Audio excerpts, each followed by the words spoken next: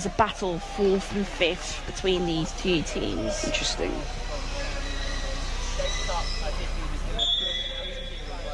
Let's see what Teesside can do with this. Isaac Murray, a great strike, but well defended by David D. Score at the end of the day, you know, that proves you something. And I just think, you know, it's good having a solid defence and a good attack as well. And I think having Laura in that goal position gives United that ability to be more attacking and have Josh Slack out. Absolutely. 2-on-1 on the edge of the box there. Spin by Slack. Oh, nearly.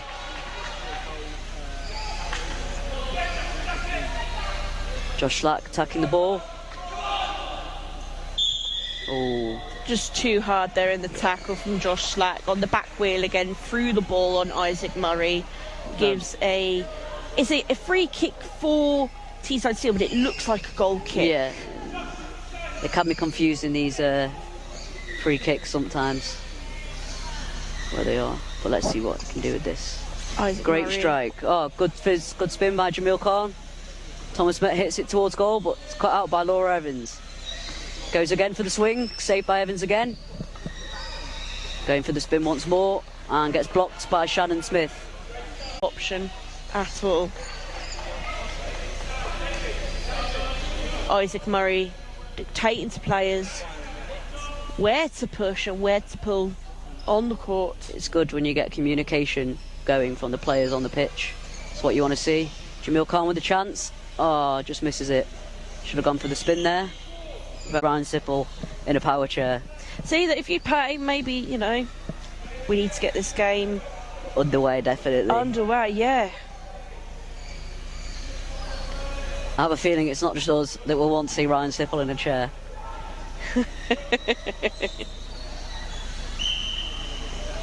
Oh. Looks like he's trying to force his way through. Oscar Good hit to Slack. Slack, unfortunately, doesn't capitalise on that chance. Isaac Murray is on for goal. Barrelling towards the goal. Thomas Metz there. Could pass to him, but cut out by Evans. Evans to continue to defend this. Oh, bit of contact there. Ref chosen not to blow yet. Slack battling this off very well towards the Teesside goal, but unluckily he's met by Oscar Mulgrew. Josh Slack's one of my favourite players. Mine too. In the championship, you know, he's just. I just love how committed he is to. He's very committed to the game. You know, like. I mean, I love in training, because we train with United. I love when me and Josh get put in a team. It's great playing with him. Yeah. Not so great playing against him though. You know, he just he's scores. A formidable opponent. He's just been able to spin on that. But great hit by David D. Very good power, great accuracy.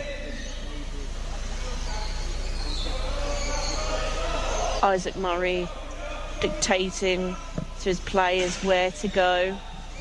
Jamil Khan with the ball. Teesside looking to play that zigzag shape. I'm surprised no United player was on Jamil Khan just then. They gave him quite a bit of space. Yes, and he's a very you don't want to be giving Jamil Khan space for Teesside Steel.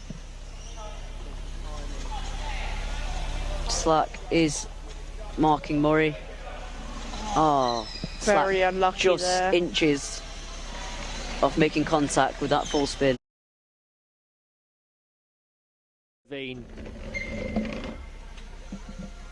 Isaac Murray, Oscar Mulgrew, Thomas Met and Jamil Khan, dead ball specialist, has responsibility just out a shot, fired into the box. Oscar Mulgrew attacks, and that is a fantastic goal. Clinical, and already a minute in, they've opened the scoring.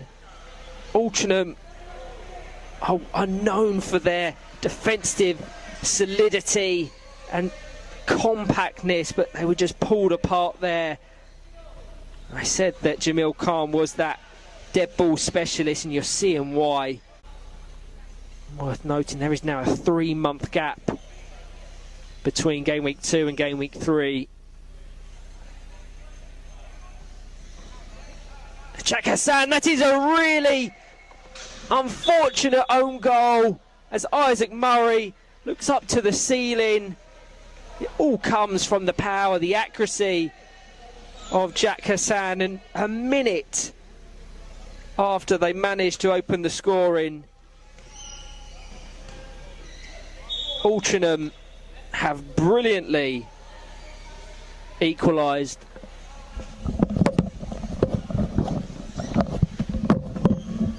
Let's get confirmation of that own goal from Isaac Murray as Thomas Met nearly went over the line. This is end-to-end stuff here at the Lee Westwood Sports Centre. 3 minutes in, Altrincham 1, Teesside still 1. I'm now delighted to be joined on commentary by Nick Woodward. How are you, sir? Afternoon. Sorry for being slightly late. We had a first in thousands of Power Check games. We had a spider in the camera. I've been reliably informed that Court B had a visitor. Friend, a visitor. I'm not sure if you've caught the first few minutes of this. It has been frantic, fiery. It was a brilliant opening goal. Just trying to understand what the decision is. I think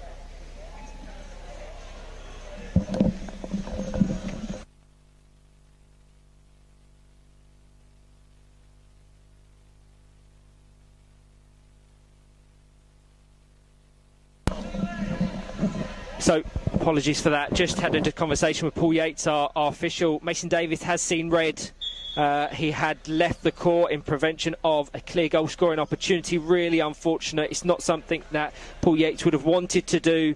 It's a rule that many people disagree with, but it is in the laws of the game that if a player, an outfield player, does go over that touch line to prevent the goal, the referee has no choice. The thing I don't like about it, Nick, is the double jeopardy involved. You've got the red card and the penalty, and Oscar Mulgrew makes no mistake dispatching from the spot, and you will find very few games that one another off the ball.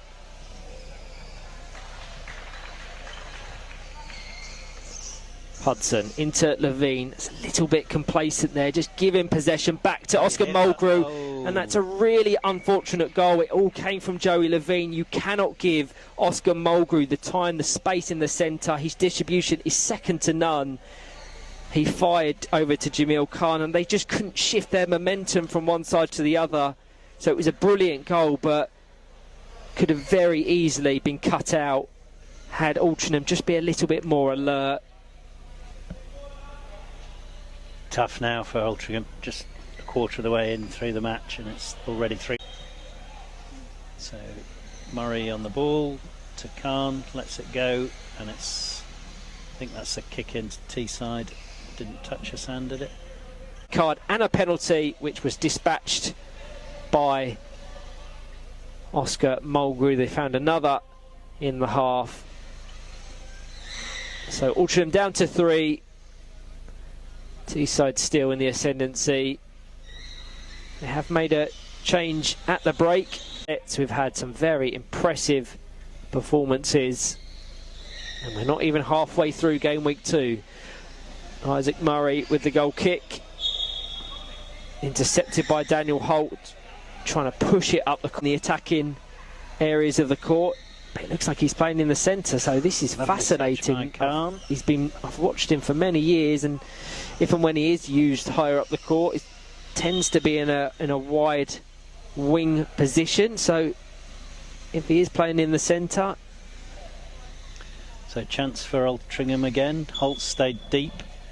Hudson only has Hassan to pass to. Hassan, Murray for Teesside, taking it away from Hassan, but card out your mind. Just be compact, be composed, and try and take your moment and take Hud. Davis was sent off for leaving the pitch and stopping a goal scoring opportunity. Jack Hassan looking to engage that, but quickly closed down by Isaac Murray. This is where Altrincham are trying to adopt that high press, condense them into this final third. There's 3 Teesside. It's an opportunity.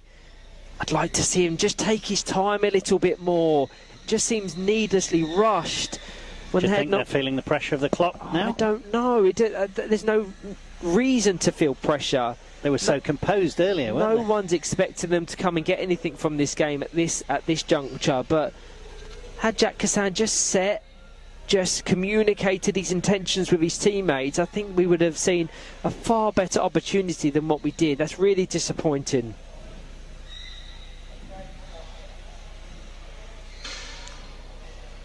And what was a really promising chance now turns into a Teesside steel set piece high up the court. And now Isaac Murray, I suspect, will be the intended target. Doesn't get the connection from Jamil Khan, which isn't a statement I say too often.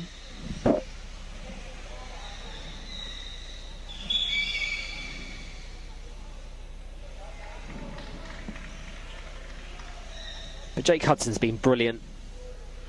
For me, the standout for Altrincham.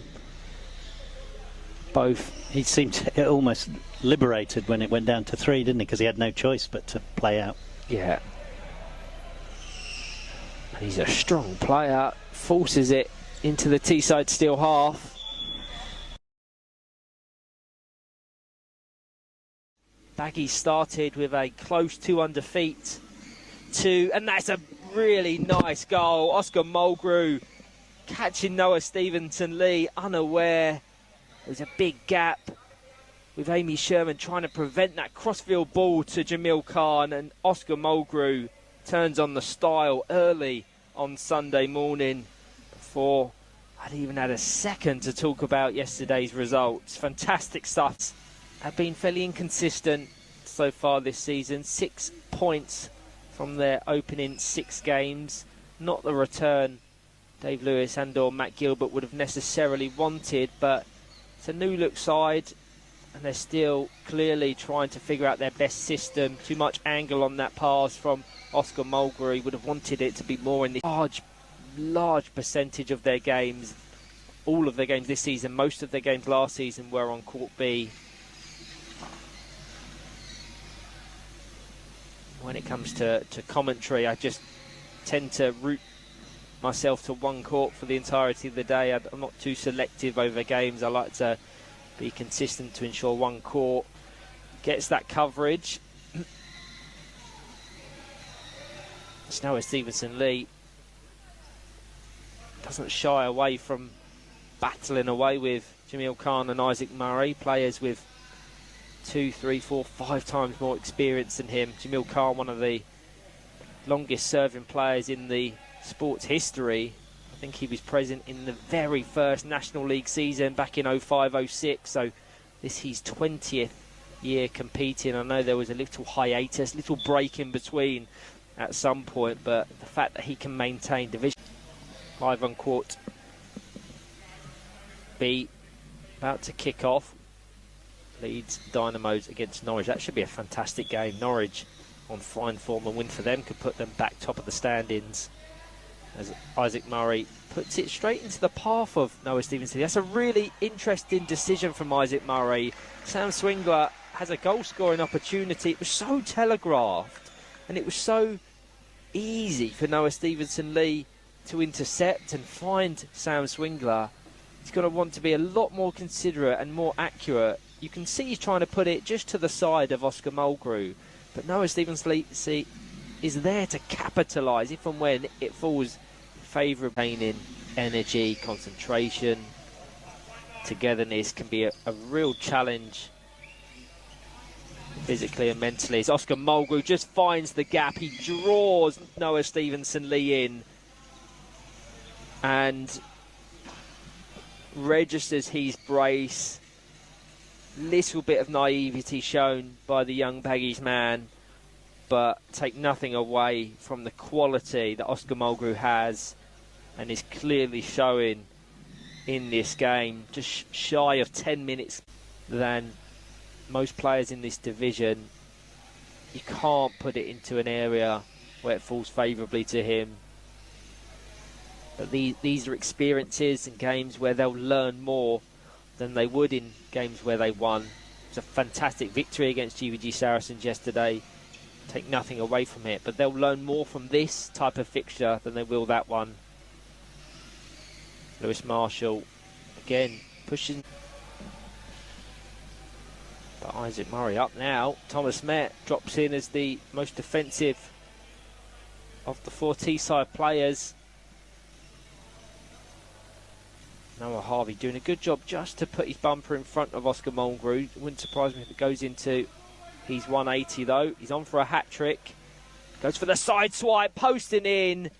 Brilliant goal. He does have that hat-trick. It wasn't how I assumed he would engage it. But either way, the precision, the accuracy to find that very small gap in the centre. Isaac Murray straight involved in his first attacking engagement. Oscar Mulgrew does have his hat-trick. He'll no doubt be looking to put himself right in that to score past them. 6 consecutive clean sheets they have, and every team that's kept 6 clean sheets in their first 6 games has gone on to be crowned champions. So it's a good omen when you consider Manchester City, someone below them in the standings, only concede an average on 1 goal per game. Altrincham 1.25, even Nottingham Forest 2.17. It's in here with Baggies. They're trying to figure out the best system, and it's something I've highlighted in podcasts and commentary. Until they figure out that formula, their best system, their best lineup, games like this may just continue to pass them by.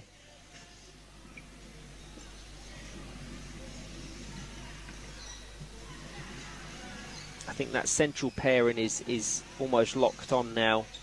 Noah Stevenson-Lee and Amy Sherman. It's just figuring out what wingers best complement Stevenson-Lee in the centre. I'm a big fan of Jack Gorder and Jack Westmoreland. Worked with them for the last couple of seasons on the Regional Emergent Talent Programme. I know they're incredible talents. And if we reference, I think it was the 22-23, just want to do enough to ensure they're not drawn into that battle towards the bottom and just continue to grow as a collective. And if they can keep this group together, there's no reason why they couldn't emulate what we've seen in Teesside Steel's arc.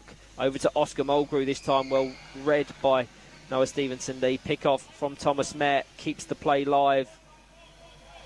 Coincidence that their form has skyrocketed, but they will be desperate to join their sister club in the 26-27 season.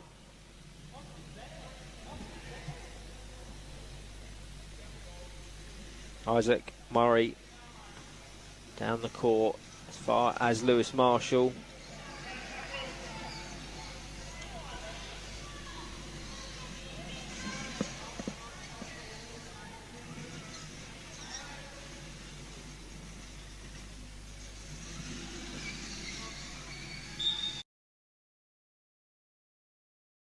Taken by Adam Langley. Sam Langley, the only real option.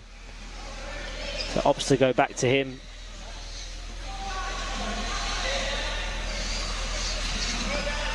Into Kieran Wade. Good option, pick off. When I did watch Nottinghamshire yesterday, there was just that tendency to overplay things ever so slightly. When there was opportunities, there was sights on goal. They Caroline Goldsborough. Strong shout for play to continue, despite a little tap. We've seen referees give free kicks for much less than that. But she's trying to facilitate as open a game as possible. They've produced in the season in game week 1. It just looks like it lacks in the final moment.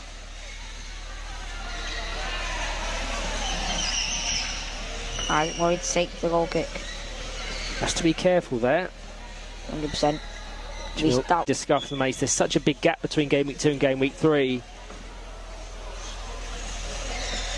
don't want to sit on those negative results over Christmas. Again, the quality's missing, the connection wasn't there, and got the passing going here though. Isaac Murray's just going to drive it up the pitch.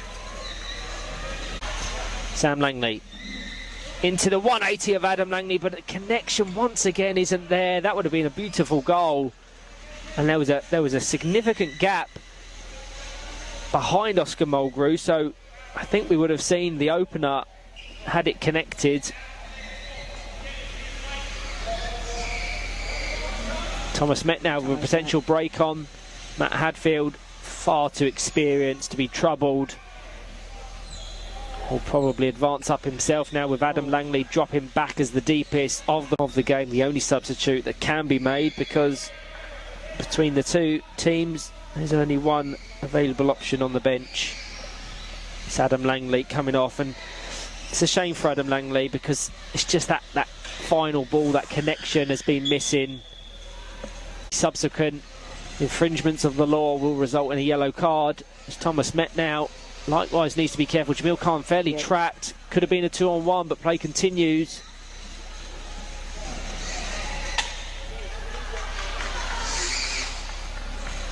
I think they're nervous, Mace, and I think that's why we're seeing this game be so frustrating, and the end product just missing out. That's better, that's just to clear the lines. Do you think it's nerves? 100%. You're playing against... Roars in the Lee Westwood Sports Centre as West Bromwich Albion Baggies take the 1-0 lead against Norwich City.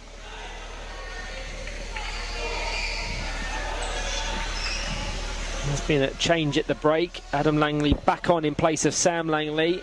A really entertaining game on court A. Norwich have just found the equaliser against Baggies.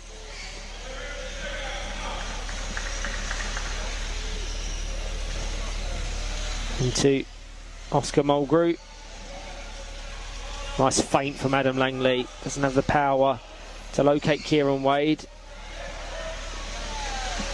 Across the court, blocked out by Leighton G. Needed to make it. Once again, Adam Langley fails to connect with the 180. Just got to go back to the middle there, Tom. He's not getting anywhere by turning.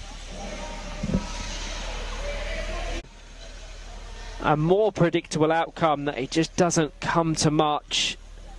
I would just like to see Oscar Mulgrew instead of just swiping at it, because it's nearly led to a goal now, and I'd just like to see him. Whistle in the mouth of Caroline Goldsborough. Sent goal bound by Leighton G, and there is almost a gap. There's that contact in the box. It goes in the favour of Nottinghamshire, and it's going to be a late free kick.